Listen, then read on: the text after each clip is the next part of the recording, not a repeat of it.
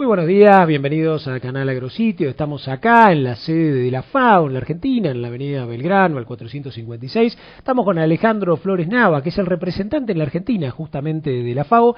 Y con él, para que usted se dé una idea y nos escuche toda esta nota, vamos a hablar de seguridad alimentaria, soberanía agroalimentaria, movimientos sociales y agricultura, lucha contra el hambre. ¿Cómo llegar a tener, digamos, una población mundial sin hambre al 2025? Agricultura familiar, alimentación escolar, es decir, vamos a hacer algo que tiene que ver mucho con lo nuestro, que es justamente la agricultura, pero con algo, digamos, que ha crecido enormemente, que es el carácter social y cómo a partir de la agricultura nosotros también somos responsables de que no haya más hambre ni desnutrición en el mundo. Bien, Alejandro, bueno, un gusto que nos hayas recibido. Al contrario, muchísimas gracias por estar aquí. Y bueno, en la Argentina hubo una conferencia regional donde asistieron creo que más de 300 personas, hubo ministros, hubo representantes de todas partes del mundo, con especial énfasis en trabajar sobre justamente el tema de agricultura, soberanía alimentaria, es decir, unir un poquito estas dos cosas, ¿no? Digamos, Claro. Producir, pero que haya una distribución, una seguridad de que ese alimento llegue a todos. ¿Nos sintetizás un poquito cuáles fueron, digamos, los highlights, los puntos así más fuertes que salieron de todo esto, que fueron 3 días, ¿no? Sí, cómo no. Sí, es importante recordar que la conferencia regional de la FAO, que se realiza cada 2 años en países que se autoproponen y se define en el Pleno, había sido hasta esta conferencia de Argentina un órgano consultivo de la FAO. Es decir, ese carácter consultivo permitía hacer una serie de recomendaciones que en función de un análisis un poco más profundo, la Dirección General de la FAO tomaba o posponía según lo creía conveniente. A partir de esta conferencia regional, yo creo que un carácter importante es su transformación en órgano de gobierno. Es decir, todas las discusiones que los ministros y los representantes de los diversos países miembros de la FAO de la región acordaron, es decir, todos esos análisis y acuerdos a los que llegaron se convierten en mandato para la FAO, es decir, marcan el rumbo de la atención a temas prioritarios de la FAO en los próximos 2 años. Eso en sí mismo es un hito histórico en la región. También ha sido importante pues recordar que Argentina es por primera vez sede de esta conferencia regional y ha tenido una participación histórica en términos del número de delegados, como bien decías, más de 300, pero además con la participación ministerial más alta de la historia, es decir, 18 ministros y más de 20 viceministros que nunca se habían reunido en torno a una conferencia regional de la FAO, lo cual da un aval político mucho y una responsabilidad, por supuesto, más grande a nuestra organización para llevar a cabo los acuerdos que ahí se tomaron. Alejandro, José Graciano da Silva, ¿no? Director general, un hombre que se ha caracterizado justamente por su gestión junto al presidente Lula da Silva en el tema de el hambre cero, ¿no? Como objetivo. Él destacaba un punto que se ha conversado mucho acá en la Argentina y nosotros, digamos, a partir de los CREA, de universidades y todo, que es en el 2050 vamos a ser 9.000 o tal vez 10.000 millones de personas, y eso hace que el agricultor que está del otro lado o el profesional del área, digamos, agropecuaria, agroindustrial, tenga que pensar que, según José Graciano da Silva, tenemos que aumentar 70% la producción de alimentos. Es decir, cuando uno dice la Argentina exporta 105 millones de toneladas, yo me estoy imaginando y digo, en líneas generales, uno tendría que estar pensando en no menos de 150 o 170, ¿no? ¿Cómo sigue todo esto en términos de su implementación a partir de estas discusiones que tiene la FAO?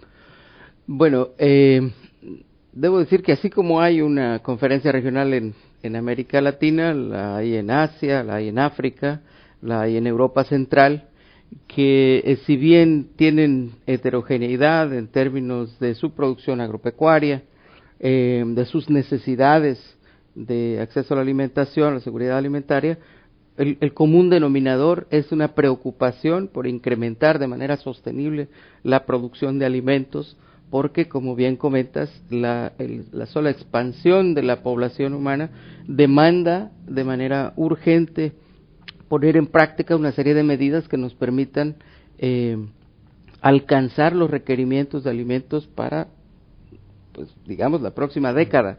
Actualmente es importante comentar que si hiciéramos una división aritmética, pues el volumen de la producción de alimentos actual en el planeta, es decir, dividido entre los habitantes que hoy se registran, sería suficiente para poder cubrir sus necesidades básicas alimentarias. Sin embargo, como bien decías, el problema es el acceso a alimentos. La distribución no es equitativa. Y bueno, hay esfuerzos en ese sentido de la comunidad internacional, y el señor José Graciano da Silva, nuestro director general, es una persona que ha tenido la sensibilidad y la inteligencia como para llevar adelante un proyecto tan importante, un programa tan importante como Hambre Cero, muy exitoso, que permitió revertir de manera importante las condiciones de subnutrición en un segmento muy importante de la población de Brasil, y hoy está tratando de convocar a la comunidad internacional para hacer esfuerzos conjuntos justamente para tratar de alcanzar esa meta. De las conferencias regionales, la de América Latina y el Caribe se autoimpuso la meta de reducir al mínimo, si no es que erradicar la condición de subnutrición en la que se encuentran 52 millones de personas en la región, ¿verdad? Esto es un compromiso muy fuerte que no depende ni de una organización ni de un país, sino de la sociedad en su conjunto. De otra manera no lo podríamos lograr, y él está llevando adelante justamente este exhorto y trabajando muy duro para que esto suceda, ¿no? Alejandro, en la conferencia, digamos, regional acá en la Argentina, participaron mucho los movimientos sociales, ¿no? Hubo una apertura que los movimientos sociales tuvieran sus representantes. Por el otro lado, se trabajó mucho dos vectores que me parece, digamos, interesantes, si vos nos pudieras resumir, que es agricultura familiar, ¿no? Correcto. Como un entorno que permita que la gente tenga arraigo, que no vaya, digamos, a los márgenes de las grandes urbes, digamos, a vivir justamente en condiciones malas y de desnutrición, sino que, digamos, se asienta en los lugares pudiendo vivir bien y honradamente, y además eso vinculado con la alimentación escolar, ¿no? Pensando que a partir de una persona en sus primeros meses, cuando está bien nutrida, tenemos una persona con condiciones de poder competir con otro. ¿Cómo, digamos, estas tres cosas, movimientos sociales, agricultura familiar y alimentación escolar, digamos, o alimentación mejor distribuida, se trataron, y qué cosas te quedaron a ti de esta? Bueno, también yo creo que un hito importante es la participación más activa, más directa, instruida por nuestro director general, de la sociedad civil en las decisiones que se están tomando en la conferencia. Desde hace varias conferencias regionales se promueve y se apoya de forma decidida, importante, la participación de la sociedad civil. En esta ocasión se hizo una propuesta de que los representantes de la sociedad civil, quienes se reunieron, hicieron un encuentro paralelo, de hecho 2 días antes del inicio de la conferencia regional en su fase ministerial, ellos también tuvieron la oportunidad de participar de toda la sesión a la par de los delegados de los países, de los ministros, e intervenir de manera libre, democrática, sin esperar, como antes se hacía, a que todos los países miembros, sus representantes, hicieran una intervención.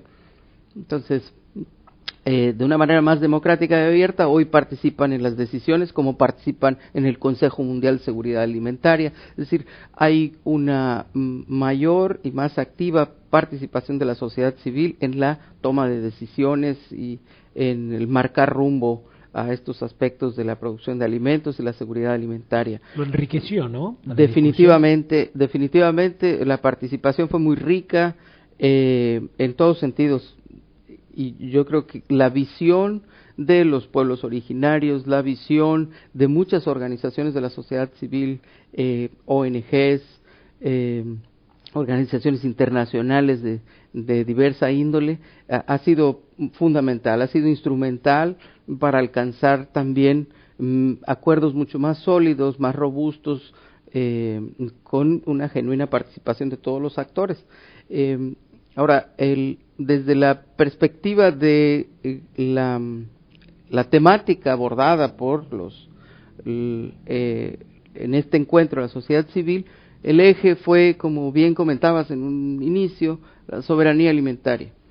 Y bueno, la soberanía alimentaria es una dimensión que es muy relevante para muchos países, y en su justa escala es una componente más de la seguridad alimentaria, es decir, en algunos casos seguridad alimentaria con soberanía, lo cual es una atribución de los estados, definitivamente. Este concepto de soberanía alimentaria, Alejandro, cuando uno mira un mundo sin duda, yo diría globalizado, pero digamos mucho más interdependiente, a lo mejor, somos todos interdependientes. Entonces cuando a veces uno piensa en la palabra soberanía, imagina algunas fronteras, ¿no? Entonces cuando uno imagina esto de interactuar, de interdependiente, yo imagino que tal vez más que soberanía, yo lo que tengo que hacer a lo mejor como profesional o como productor es producir más para que el mundo sepa que, por ejemplo, hay reservas en la Argentina, que si hay hambre en Grecia o en cualquier otro país, ¿no? Entonces, lo de soberanía, ¿qué implica? ¿Que de repente yo tengo la autoridad sobre mi propio alimento? ¿Cómo lo ves tú eso? A veces es un concepto malentendido, semánticamente soberanía, como bien dices, suena de alguna como, manera conlleva... No toques mis límites, tú te mantienes en este lado, sin embargo, es un concepto que se acuñó en los 90 y que, bien reflexionado, lo que implica es la autosuficiencia alimentaria de un país, privilegiando de alguna manera los insumos locales, pero de ninguna forma constituyéndose en una barrera. Claro, por ejemplo, países como la Argentina, que pueden alimentar a sus 40 millones y que pueden alimentar 300 más, por supuesto. Cabería, digamos, en términos de soberanía, imaginar que ayudemos a otros países a que ellos también puedan autoalimentarse. Y no solo eso, si habláramos estrictamente de comer exclusivamente lo que produzco, habría muchos países que no tienen la suficiencia para cubrir las necesidades, es decir, no tienen el volumen de producción para cubrir sus propias necesidades y son importadores netos. Allí no cabría justamente este concepto. Yo pienso que la soberanía alimentaria es una atribución entendida desde la perspectiva de yo decido qué como. Es una atribución más del Estado y una elección del individuo, definitivamente. ¿De qué manera quiero alimentar? En cambio, la seguridad alimentaria, que es un concepto mucho más amplio, ese es un derecho del individuo. Entonces, promovemos justamente... Al igual que este otro concepto de sanidad e inocuidad agroalimentaria, que también es algo sobre lo cual, digamos, ustedes estuvieron discutiendo, ¿no? Sí, cómo no. Esto es, dentro del concepto de seguridad alimentaria hay varios elementos. Uno de ellos es la disponibilidad, por supuesto. Es decir, no podemos hablar de seguridad si no hay disponibilidad de alimentos. De forma igualmente importante, no podemos hablar de seguridad alimentaria si no hablamos de acceso a los alimentos. Pueden estar disponibles, pero no ser accesibles en función del precio. También la información de lo que está consumiendo el individuo es muy importante como parte de la seguridad alimentaria, es decir, un usuario inteligente de los recursos que consume y la sostenibilidad de estos tres en el tiempo. En esta dimensión de información, la inocuidad, la trazabilidad, la calidad de los alimentos es un derecho al que tienen los consumidores en todos los países y a todos los niveles. Es justamente cómo acceder a alimentos que cubran sus necesidades básicas, nutricionales, para tener una vida plena, y ello conlleva alimentos, por supuesto, inocuos, libres de patógenos, libres de sustancias que les resulten dañinas o tóxicas. Y allí hay que hacer un esfuerzo conjunto, y eso es uno de los temas prioritarios también que atiende la FAO. Alejandro, yo no sé si este tema lo trataron, pero sin lugar a dudas creo que la humanidad va a ir a un cuidado de los recursos estratégicos o claves, ¿no? Le hace, por ejemplo, en la Argentina tenemos mucha agua, creo que tenemos una asignatura pendiente de cuidarla, ¿no? Desperdiciamos no nos ponemos de acuerdo, por ejemplo, en el cuidado del río, en el riachuelo, la matanza, qué sé yo. Tenemos un problema, digamos, que estructuralmente lo vamos a tener que cambiar, que es cuidar el uso del agua. El otro también es cuidar los usos energéticos, y el otro es cuidar también el alimento, es decir, y acá se me ocurren dos ideas, ¿no? La primera es, bueno, algunos somos más gorditos que otros, o sea, podríamos también comer mejor. Comer mejor significa que estamos dejando espacio a que en vez de comerme yo 2 hamburguesas me como una sola o coma, ¿no? Y el otro es, hay un dato estadístico que dice que en muchos países desarrollados, ¿no? O en camino de desarrollo como nosotros, tiramos, digamos, o echamos a la basura el 30% de los alimentos. Es decir, el desperdicio de repente sirve para que se alimenten a lo mejor más personas, lo cual no quiere decir que se alimenten de ese desperdicio, sino que yo debería estar consumiendo mejor ese alimento para que al no existir desperdicio la persona consuma el alimento original y no ese que quedó, ¿no? ¿Cómo lo ves tú esto, Alejandro? Absolutamente. Vas tocando temas fundamentales que en su conjunto hacen las patas de una mesa que debería sostener la seguridad alimentaria y la producción, la proyección en la mejor oferta de alimentos ante los problemas que se vienen de escasez en algunas zonas, ya sea por cambio climático o simplemente por incremento poblacional. El agua, un recurso vital que justamente por nuestros procesos de industrialización, a veces no controlados, por nuestros procesos de crecimiento no ordenado, estamos viendo escasear por contaminación, no podemos utilizar el agua de una manera eficiente. También pues es un recurso fundamental para la producción de alimentos. Más del 60% del agua que utilizamos va justamente para la agricultura, y esto es indispensable. Ahora, en la innovación tecnológica que por fortuna hoy se empieza a hacer, se habla desde mejoramiento genético hasta sistemas agroproductivos mucho más eficientes en el uso del agua, y de esa manera debemos contribuir de manera importante a la solución, o cuando menos a paliar este problema que se va agudizando. Con respecto al desperdicio de alimentos, tienes mucha razón. Somos uno de las regiones, claro, algunos países hay asimetrías importantes, somos una de las regiones que más desperdicia alimentos, y debiéramos concientizar a la población. Esto tiene que ver con aspectos culturales, con una mejor educación nutricional, una mejor conciencia ambiental y, por supuesto, alimentaria con respecto al otro, es decir, a los demás. Si por un lado hacemos una revisión de los procesos que permiten y de la cadena que lleva el alimento al consumidor para hacerlos más eficientes y hacer que ese alimento que llegue en mejores condiciones, y por otro lado hacemos conciencia de que no necesariamente más es mejor, sino, como bien decías, una mejor alimentación, es decir, una educación que nos permita